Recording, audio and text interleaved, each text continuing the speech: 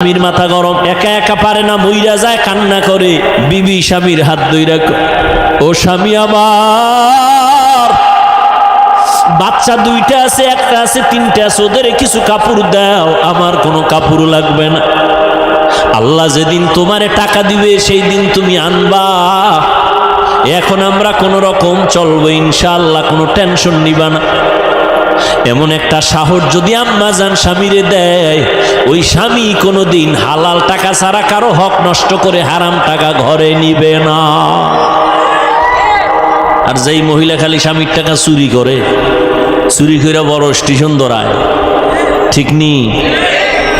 এরপরে হকাস মার্কেটে যায়, আরো কত কত নতুন নতুন মার্কেটে দৌড়ায়, ঠিক নি? স্বামী যত আনে নাই, যত আনে নাই, যত আনে নাই। আল্লাহর কসম, স্বামী যদি হালাল ভাবে টাকা রুজি করে আর স্ত্রী যদি স্বামীর অজান্তে টাকা ডান বাম করে, ওই কামাইতে কোনোদিন বরকত ওই সংসারে হবে না।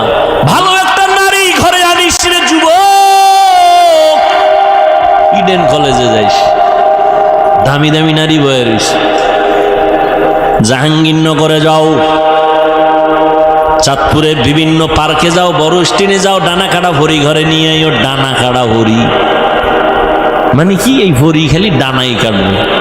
বিয়ার সিঁড়িতে ভাও দিয়া শাশুড়ির ডানা কাইটা কয় তোর মা খারাপ, ডানা কাটা একটা শেষ। কয়েকদিন কয় তোর বাপটাও কি করুম, কয় চাঁদপুর থাকবি, কহ তা শহরে বাসালাম, না হয় ঢাকায় ল। ঢাকায় যাইয়া স্বামী একদিক, স্ত্রী আর একদিক, কিছু টাকা আত্মসাৎ করে কয় তোর ডানাও কাটলাম গেলাম। ডানা কাটা ভরি। এরে যুবক, জীবনটা নষ্ট করিস না রে যুবক, চরিত্র অমূল্য সম্পদ। ভালো একটা নারী ঘরে নিস, দুনিয়াতে জান্নাতের ঘেরান নাকে পাইয়া খবরে যাবি। আল্লাহ সবাইরে কবুল করেন। বুড়ারা কি আর একটা করবেন? কি বুঝছে আমিন কইলেন? খায় চলে কার দুইটা সমানে, এখন দুই বিয়ার ওয়াজ চলে না। বেশি বিয়া করো, বেশি বিয়া করো। হ্যাঁ, দুই বিয়া কইরা শান্তিতে আছে 1 কোটি মানুষের মধ্যে একজন পাবেন কিনা সন্দেহ। বড় বউয়ের মন খুশি কইরা কবরে যাওয়া বড় বড় বড় বড় হাজার বড় থেকে কঠিন।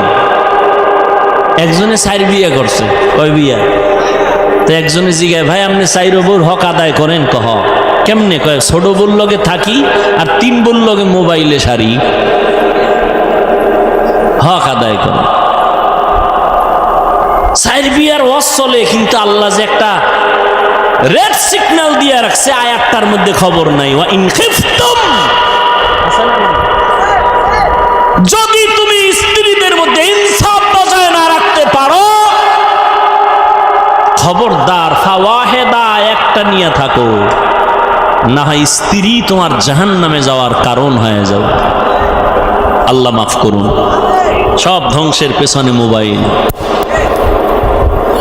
হ্যাঁ যুবকেরা, চরিত্র সুন্দর করো, ডাক্তার হও, আদর্শবান হও, ইঞ্জিনিয়ার হও, আদর্শবান হও। জীবনে সম্মান দেখবা কাকে বলে? দুনিয়ার মানুষ তোমার পায়ের নিচে গুরু গুরু গুরু করবে। সম্মান, চরিত্র লাগবে, চরিত্র। আর লাগবে শারীরিক সুস্থতা। চরিত্র ঠিক রাখতে হলে রাতের ঘুম, মোবাইল থেকে দূরে থাকো। সুস্থ থাকার জন্য অপরিহার্য কর্তব্য রাতের ঘুম। দোনোটাই নষ্ট করছে এই রাতের ঘুমও নাই, চরিত্রও ঠিক নেই। কার কারণে? মোবাইলের কারণে। রাতের ঘুম নাই তো শরীর নষ্ট। দেখো না, কার্টুন দেখতে দেখতে যুবক নিজেই কার্টুন হয়ে গেছে।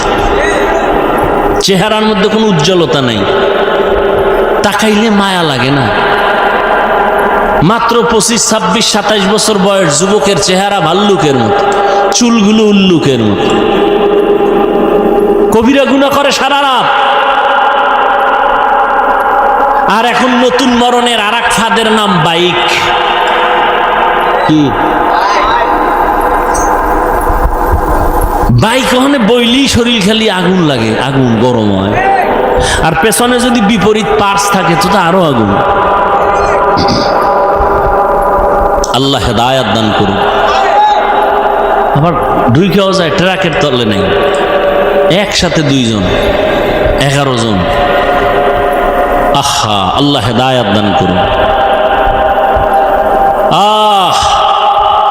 এরে যুবক,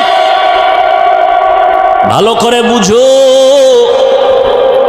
আল্লাহর মোহাব্বত নিয়া জীবনটারে সুন্দর করে আগাও। সাহাবী যখন বলে আমার সন্তান কই, মরে গেছে, কয় না, কয় আমার সন্তান ঘুমায়। আসলে তো মরে গেছে।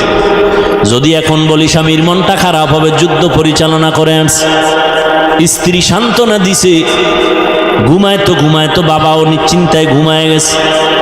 ফজরের আজান হয়ে গেল, দুজন উঠে ফজরের নামাজ আদায় করে। এবার স্ত্রী স্বামী ডাক দিয়া কয়, স্বামী আমার মনটা খুশি নি। বলে খুশি, কয় একটা কথা বলবো, শুনবেন নি? কয় শুনবো। মনে কষ্ট নিবেন না তো? কয় না। শুনেন, আপনারা খেয়াল করেননি, আমি 2 মিনিটে মোনাজাত দেব একটু। আর যারা গুনা টুনা নাই, মোনাজাতেরও কি নেই, দরকার নেই। স্ত্রী ডাক দিয়া বলে, স্বামী আমার, কেউ যদি আপনার কাছে কোনো জিনিস আমানত রাখে, রাখবেন নি? কয় রাখবো। সময় মতো চাইলে দিবেন নি? কয় দিব। কয় দিতে গিয়া মনে কোনো কষ্ট পাবেন নি? কয় না। দেখছেন নি কারবার, বুঝেননি? স্ত্রী ডাক দিয়ে কয়, স্বামী আমার, আল্লাহ তাআলা আমাদেরকে একটা সন্তান দিয়েছেন, আমানত। আল্লাহ আমানত হিসেবে দিয়েছেন। সময় হয়ে গেছে, গত পরশুদিন আল্লাহ নিয়ে গেছে। এই কথা শুই না স্বামী একটা চিৎকার মেরে পড়ে গেছেন। হুশে আইসা ডাক দিয়া কয়, বিবি, আল্লাহ সন্তান দিছেন, নিয়ে গেছেন, দুঃখ নাই। তবে হাদিস আর কোরআনের বয়ানে যা বুঝলাম, ধৈর্যের পরীক্ষায় তুমি পাস। আমি নিশ্চিত তুমি জান্নাত পেয়ে যাবারে বিবি। তুমি আমার হাতে হাত রাইখা একটু ওয়াদা দাও, জান্নাতে যাওয়ার সময় আমারে নিয়ে যাইবেন। কারণ কিয়ামতের ময়দানে সূর্যের গরম বড় কঠিন। মানুষগুলো, পুরুষ নারী সব উলঙ্গ দাঁড়াবে হাসরের মাঠে। সূর্যের গরমে মাথার মগজগুলো টাস টাস করে ফেটে যাবে। জাহান্নামের আগুনের গরম, জমিনটা তামা হয়ে যাবে। নবীরা পর্যন্ত নাফসি নাফসি বলে কান্না করবেন। উম্মতেরা পাগলের মতো দৌড়াবেন। আল্লাহ পাক কহরিয়াতের আওয়াজ দিবেন, মারাত্মক আওয়াজ, রাগান্বিত আওয়াজ। লিমানিল মুলকুল ইয়াউম লিল্লাহিল ওয়াহিদিল কাহ্হার। আল্লাহ পাক যখন কুদরতি আওয়াজটা রাগান্বিত হালাতে দিবেন, আজকের দিনের রাজত্ব কার বলিয়া হাসরের ময়দানটা থরথর থরথর করে কেঁপে উঠবে। নবীরা পর্যন্ত গুনাহ নাই কিন্তু কান্না শুরু করবেন। মুসা নবী কাঁদবেন, আল্লাহ আমার উপায় কি হবে? ঈসা নবী কান্না করবেন, আমার কি উপায় হবে?